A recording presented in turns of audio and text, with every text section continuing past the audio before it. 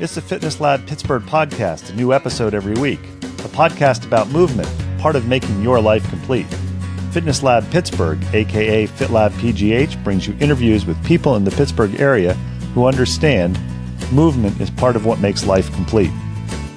Looking for a new movement idea or just want to hear interesting stories about people who make movement a priority? This is the podcast for you. Whether you consider the gym, dojo, or fitness studio your third place, or just want to learn more about movement, activity, and fitness to enhance your life, give FitLabPGH a listen. We interview locals in the Pittsburgh area who make Pittsburgh a great place to move. Subscribe to us on Apple Podcasts, Stitcher, or Google Play, or check out our website for other subscription options. Subscribing is free and gives you notifications when we release new episodes. Each podcast episode will be long enough to pique your interest and short enough to hold your attention. Have an idea for an episode? Know somebody we should interview? Or just want to connect with us? Drop us an email, FITLABPGH@gmail.com, or follow us on Twitter or Instagram at FITLABPGH. Already a fan of FitLabPGH? Check out our sister podcast, Moving to Live. Moving to Live is a podcast for movement professionals and amateur aficionados. Moving to Live offers weekly interviews with movement professionals featuring topics from career development to coaching tips and education resources to advice for parents of student athletes. We look forward to hearing from you, and we hope you enjoy our next interview, starting now.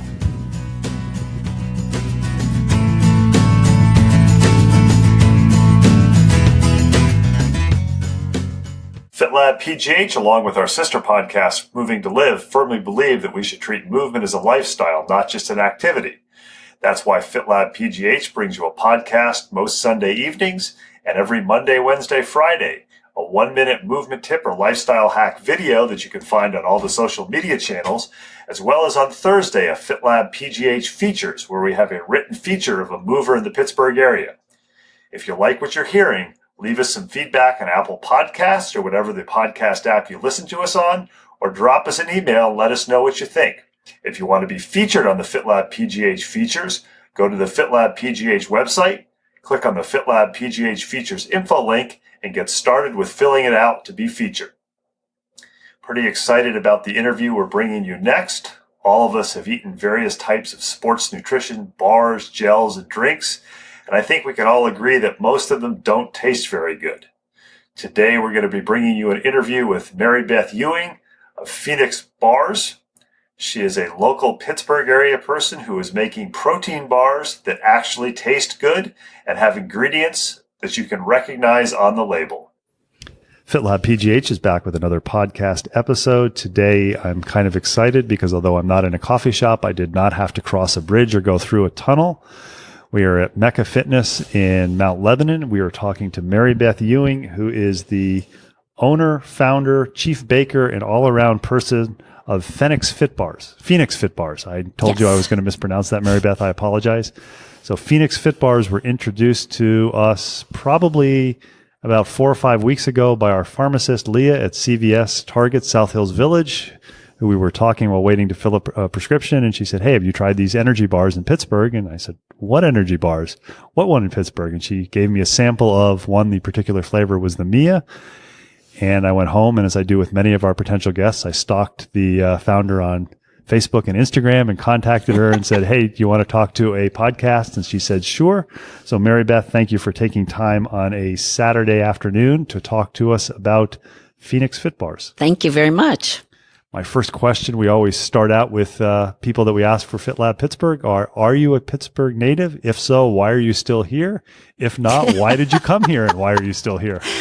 No, I am not. I'm from Ohio, a city called Warren, Ohio, by Youngstown, and moved here about 5 years ago. Family business here in town called Mediterra Bakehouse and Mediterra Cafe. And so all my children and grandchildren are here. And I have to break in and say, if you are not familiar with Mediterra Bakehouse, it is by far the best bread in Pittsburgh. Yes, it is. And I know Maribeth, in addition to being a baker and inventor and founder of energy bars, is an athlete herself. So you are, what would you describe yourself if somebody says, what do you do movement-wise?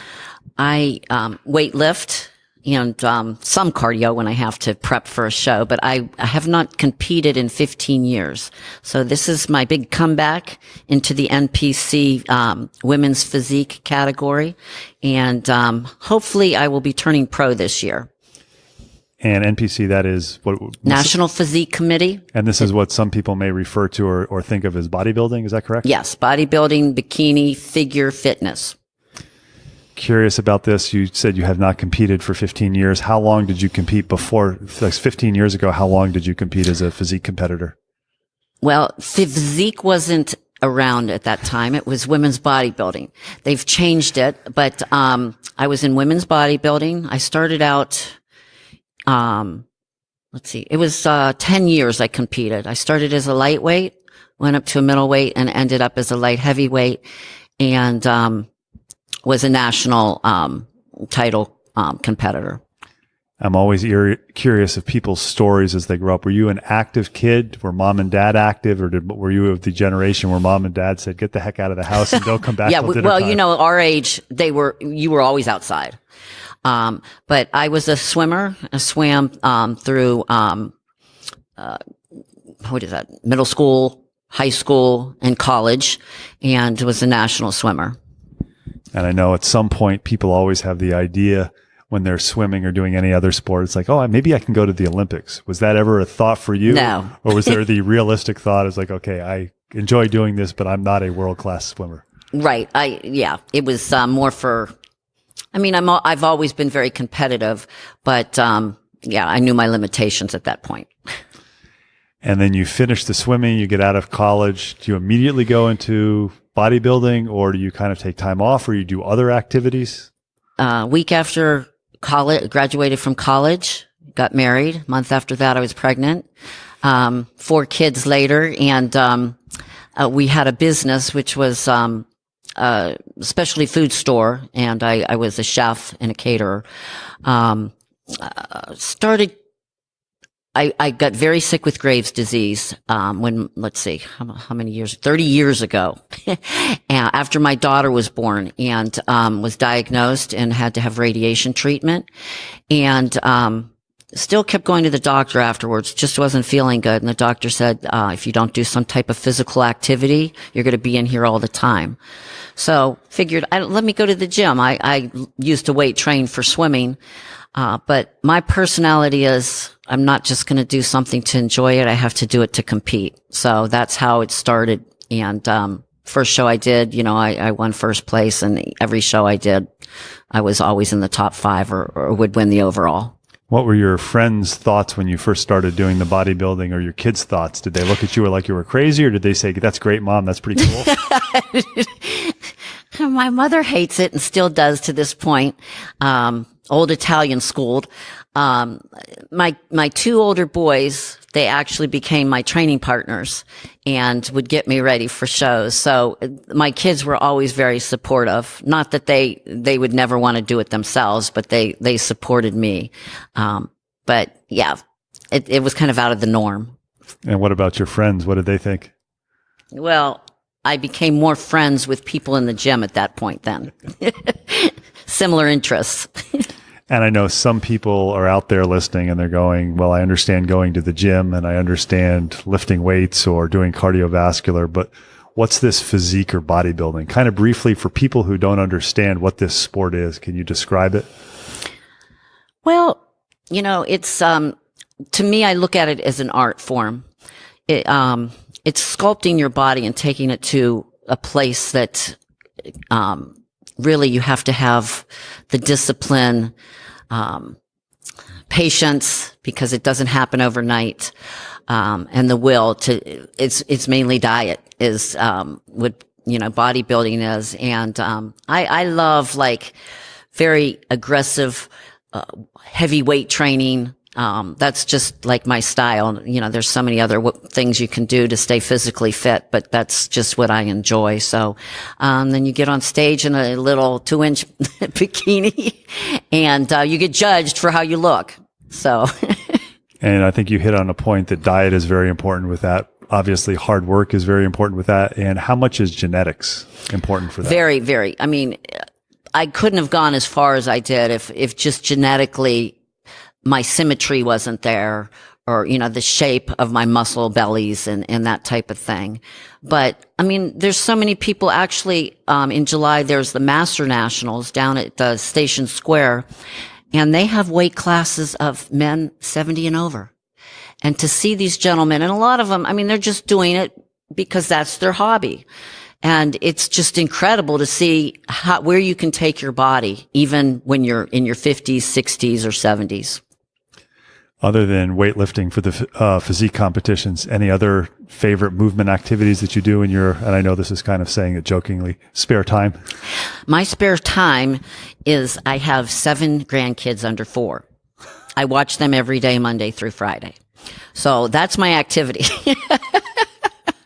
I have to ask, if you can't make it to the gym, did you ever use a grandchild as a weight for resistance training? Just getting them in and out of my van over here.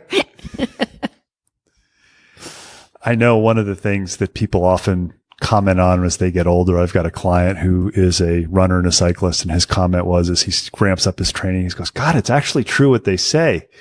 You don't recover as fast as you do when you get older. So you said you competed 15 years ago. You're getting back into doing it. Have you noticed a significant difference in the amount of time it takes you to recover? And what do you do so that you continue to do that, as far as recovery methods that maybe 15 years ago you'd go, I'd never do they don't, like that. Well, the recovery methods don't work anymore. Or even like a lot of the pre-workout drinks that give you energy. I mean, if I don't have energy, it's not going to happen with a pre-energy drink. But it's true. Age, no matter how good you look, how much you take care of yourself, you can't deny age. But to stay fit and active really makes a difference, because I have RA and lupus and several other autoimmunes, and if I don't exercise, I would feel so much far worse than I was if I wasn't doing it at all. And I'm curious, I know that people with RA sometimes have flare-ups. When you have a flare-up, what do you do? Do you still try to do some sort of physical activity, or do you do nothing at all? I have to be smart at this point. I used to push myself beyond, but with the flare-ups, with the lupus flare-up, the RA flare-ups, I can't do HIIT training, on a treadmill or anything, because it's just too much exertion for my body for cardio. But I just rest that day. You just take that day off, and get back at it the next day. And did you have the attitude 15 years ago when you were doing this, rest? Yeah, that's no, something, that's something for other people. Never rest. No. And I was warned by my trainer at the time was Gary Udit, and he said, don't lift like you're doing. You're going to regret it. And I'm like, nah.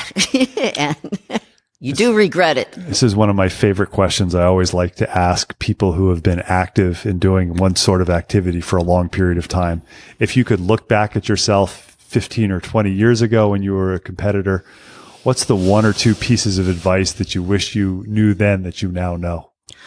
Well, I have to say I was very fortunate, because I was a single mom with 4 kids. So I had a balance in my life where that didn't become the all and end all of my life, was being in the gym. I'd go in an hour, I'd come home. Sometimes people take fitness to the extreme where that becomes, everything that they think about. But my kids really balanced me in that sense. And I can't say don't lift as heavy, because I still try to do that. So I think I don't have any regrets when it comes to it. So clearly I am not somebody who's going to compete in a bodybuilding competition, given my genetics and my predilection for exercising outside for long periods of time with my heart rate up. But I do know that in bodybuilding and physique competition, as you said, diet is very important.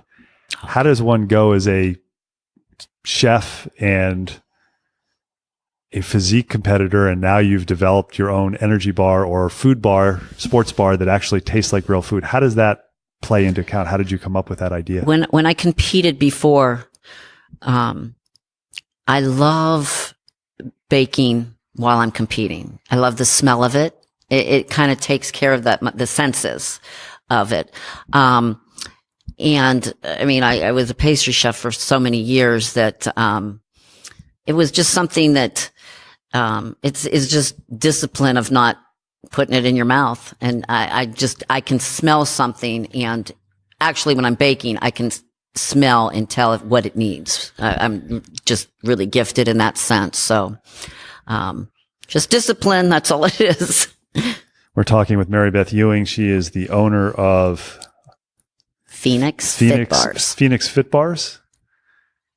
Somebody is listening to this, and I know you're a relatively new company, still working to get your name noticed. What are FENIX Fit Bars? FENIX Fit Bars are, I call them the Bentley of protein bars, or the Godiva of the protein bars. Shelf life is only 3 weeks, refrigerated, all natural, organic, gluten-free, dairy-free, vegan. I use stevia as the base. The vegan chocolate I use is made with stevia as well. So the sugar content is low. The shelf life, like I said, is just 3 weeks. They can be frozen, so you can keep them in the freezer, but most of the individuals that purchase them, or gyms, they don't stay in stock that long, so we're good that way. And I know some people are going to wonder, why do they have to be refrigerated? There's no fillers, no GMOs, no preservatives. I shipped them to Kind Bar Company. I know a gentleman there, and he was the one that determined my shelf life. And he actually did call me back, and he said because he said, I'm going to send you the best protein bar I've ever had. And I told him, I'm going to send you the best protein bar you'll ever have. And so I sent it to him. He called me right away, and he's like, this is the best protein bar. He said, now, if you want to extend the life of it, we can do that, but it's going to change the texture and the taste of it. And I said, no, I mean, we make a salad, or we get steak, vegetables. They only have a shelf life of so long. Why shouldn't the protein bar that you eat just have a short shelf life? I mean, it's not hard to purchase a new one every day or whenever you want it. So, the key is just all natural. Whole foods is what it is in it. And there's just, you can pronounce everything on the back of the label. That was one of the things I noticed when I was given one by Leah. Is I looked at the ingredients, like I actually know what each of these ingredients are. Mm-hmm. That's the goal. So there are a multitude of flavors. How many different flavors of the bars do you have? I have 7 current flavors. And then I have seasonal flavors. The current flavors are, they're all named after my grandkids. The first one's the Doxy, and it's the chocolate peanut butter. Then there's the, Nico, and that's the triple chocolate energy bar. That's a dark chocolate bar, and it has as much caffeine as a cup of coffee. That's my favorite, by the way. Is it? Yeah. And then there's the, Maximus, and that is, a chocolate chip caramel. I use local ingredients if I can. Rivendale, has, a maple syrup farm in Swickley. And so I use their, maple syrup to make my caramel, my gluten-free caramel. Let's see. I got to go through my grandkids and think. What's the other little guy? Oh, the Maximus is the Rocky Road. The Marco is the chocolate peanut butter. Then there's the Isa Pisa. And that is the white chocolate, toasted almond coconut. Tastes like a, almond tort. Then there's the Mia, which is the mocha mint, which I use a little bit of peppermint schnapps as for my simple syrup with the stevia. And then named after my daughter who had to have her own bar, is the mini, which is the newest, and it's the red velvet. Very good one. And then I have another new grandchild. His name is, Constantine. So that'll be the Costa cookies and cream. That will be coming out probably in the next month or so. And I'm curious, with your grandkids, to the ones who have the bars named after them, are those their favorite flavors, or some of them like other flavors? They're with me a lot when I'm baking in the bakery. So, they'll go, "Are you making my bar? Are you making my bar?" They love them all. And actually, that's the next line of fire is to make these bars smaller and to call them super wings. And, the kids love them, and they're high in fiber, no sugar. And the kids love them. And so it's like eating a little candy bar. So I would make them just a smaller size for children and different labeling. You mentioned that in a previous life, you were a pastry chef and you are a physique competitor.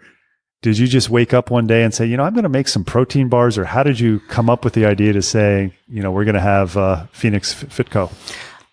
I was still doing catering and pastries on the side.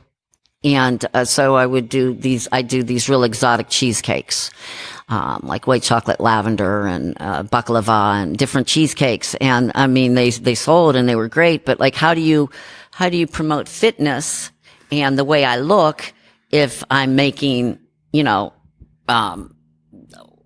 pastries? So, and when I diet for a show, that was the one thing people would say, what do you want when you get done? And I'd say a protein bar. I mean, really weird, but then when I'd eat it, it was like, it didn't satisfy me. I'm like, why was I wanting that? It doesn't even taste good. So, it took me about a year of developing the baseline recipe. And, now people give me suggestions of which ones they want. Cookies and cream, of course, people love that. And, so that'll be the next one. I have a pumpkin pecan spice for Thanksgiving. That actually is Kevin from Mecka, the owner of Mecka, his favorite.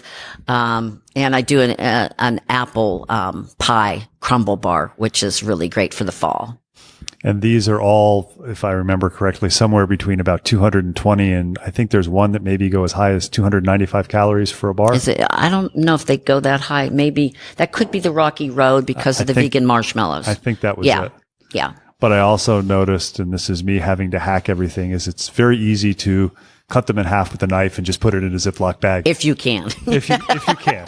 But they're very filling and they keep you, because the base is organic, either black beans, dark red kidney beans, or Great Northern beans. The fiber's high in them, so it keeps you satisfied and full. It's more, I look at it as more of like a replacement if you don't have time, a replacement meal. And I'm curious because as a pastry chef and making all these decadent desserts, and you just described, I'll use the wrong terminology. I think you said filler is various types of beans. I know cooking in a non-luxurious way as far as having to watch what the ingredients are. How difficult was that to say, okay, rather than just throwing whatever kinds of fats and flavors in, I have to be very careful because I want to make these healthier. How did you figure out what beans to use?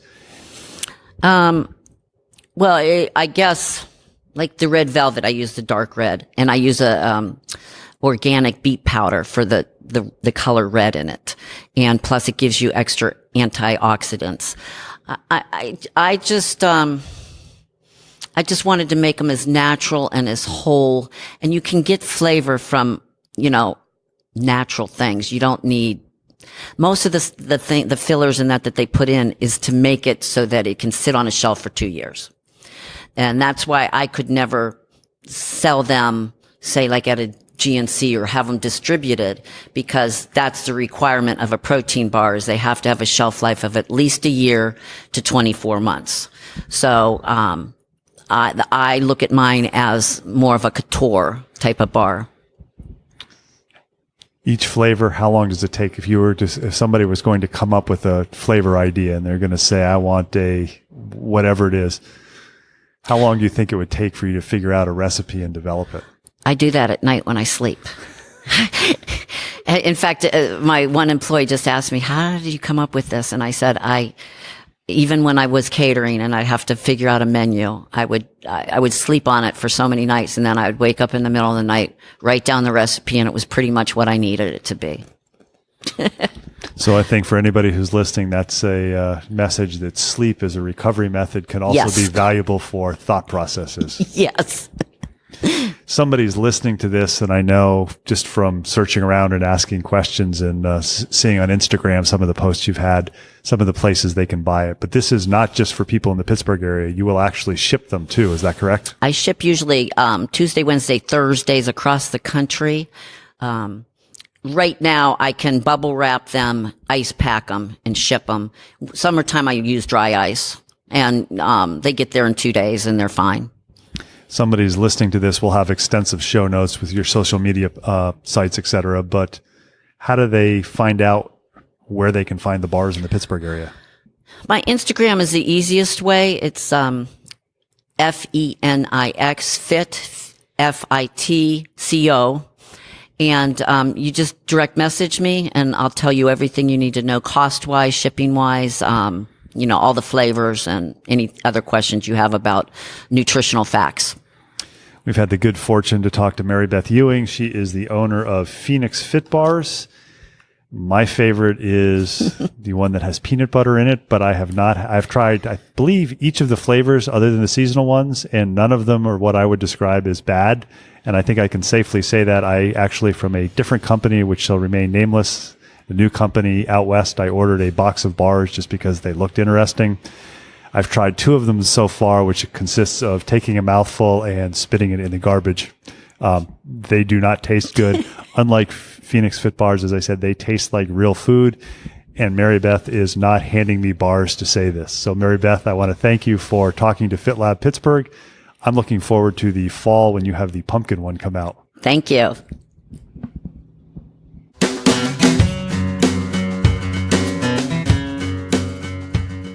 Thanks for listening to the latest episode of FitLabPGH, brought to you by Moving to Live. Intro and exit music is Marathon Man by Jason Shaw. Check out the show notes for contact info for our latest guests, links to other information mentioned in the episode, and links to our sister podcast, Moving to Live. Moving to Live is a podcast about movement and exercise for professionals and amateur aficionados. Moving to Live offers topics from career development to coaching tips and education resources to advice for parents of student athletes. You can subscribe to us on Apple Podcasts, Stitcher, or Google Play, or check out our website for other subscription options. Your free subscription gets you notified when we release a new episode. Questions, comments, suggestions? Email us at fitlabpgh@gmail.com or follow us on Twitter and Instagram at fitlabpgh and like us on Facebook. If you enjoy our podcasts, please tell your friends about us and consider leaving us a review on Apple Podcasts. Make FitLabPGH a go-to place to learn more about movement in the Pittsburgh area. Until next time, keep on moving.